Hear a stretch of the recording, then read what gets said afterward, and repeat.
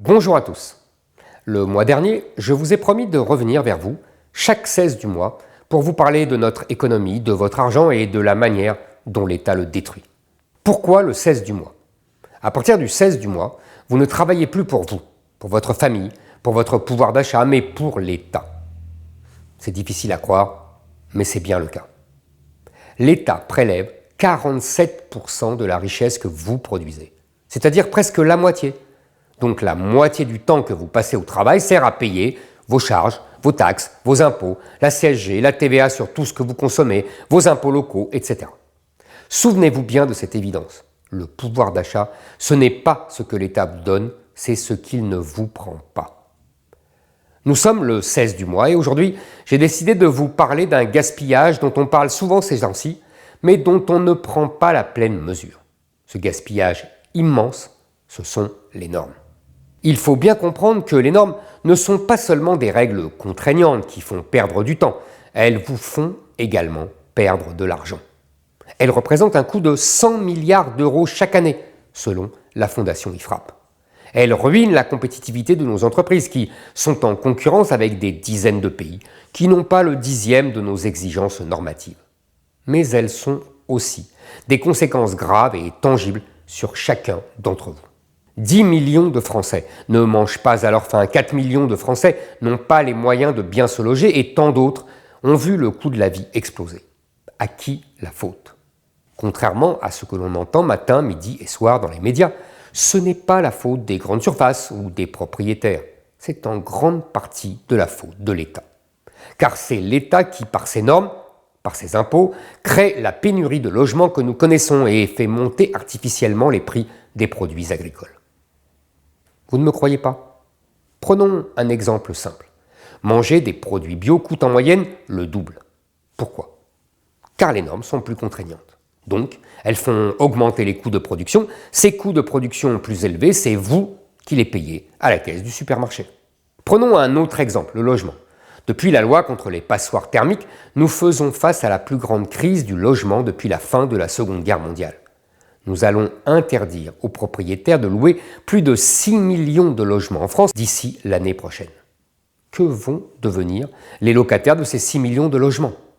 L'État, par idéologie, va créer une énorme pénurie de logements. Moins d'offres, plus de demandes, les prix des logements à louer vont donc exploser. C'est la loi de l'offre et de la demande que nos technocrates ne semblent pas intégrer. Les effets sont déjà là. En 5 ans, le nombre d'offres de logements à louer a chuté de 59%. Les propriétaires vendent massivement et investissent leur argent ailleurs.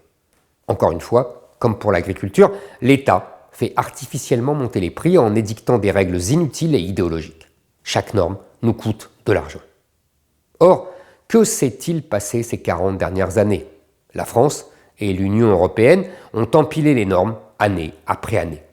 Depuis 2002, la longueur des lois en France a plus que doublé, passant de 2400 à 6000 mots en moyenne. Les codes juridiques grossissent inconsidérément, les décrets s'amplifient et parfois se contredisent. Vous rendez-vous compte qu'aujourd'hui, un agriculteur passe en moyenne 9 heures par semaine à remplir des formulaires, au lieu de cultiver ses champs ou de nourrir ses bêtes. Ou que les règles qui encadrent les négociations dans la distribution tenaient sur 10 pages il y a quelques années et font aujourd'hui une centaine de pages. La France est prise d'une folie normative gouvernée par des bureaucrates qui pensent avoir la science infuse depuis leur bureau dans les ministères parisiens. Nous l'avons vu de manière spectaculaire lors de la crise du Covid avec les attestations de sortie, uniques au monde, et avec des fonctionnaires qui savaient mieux que vous et moi quel commerce était essentiel pour nous et lesquels ne l'étaient pas. Quand il s'agit de créer des formulaires, nous sommes champions du monde. Alors, les journalistes, les politiciens vous diront « mais vous êtes fous, vous voulez supprimer les normes ?» Mais les normes sont nécessaires, voyons. Heureusement, personne ne nous oblige à choisir entre la tyrannie et l'anarchie. À quoi doit servir une norme? À protéger les consommateurs et les salariés. Donc, elle doit être équilibrée afin de permettre de produire à un prix abordable pour l'ensemble de la population et non uniquement pour les cadres urbains aisés. Tout le monde ne peut pas se payer du bio. Il est grand temps de lancer la réduction massive des normes. Les Français étouffent, les pénuries s'amplifient, les prix augmentent. Notre pays a besoin d'air. Les Français ont besoin de liberté. Alors, comment procéder? Par quel bout prendre ce gigantesque problème et comment couper dans la jungle des normes? Toute l'année, nos parlementaires font la course à la rédaction de nouvelles lois, bien souvent uniquement pour faire parler les médias. Je propose que tous les ans, la moitié du temps parlementaire soit consacrée à la simplification, à l'évaluation et à la suppression des normes néfastes et inutiles. Dans cette période, et sauf urgence nationale, le Parlement aurait interdiction de voter de nouvelles lois. Une telle règle offrirait enfin à notre pays une trêve, une respiration normative.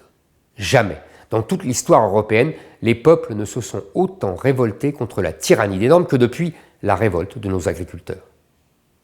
C'est un moment vraiment unique, l'occasion de libérer les Français, les agriculteurs d'abord, évidemment, mais aussi tous les autres avec eux. Cette occasion, nous allons la saisir ensemble dès les prochaines élections européennes.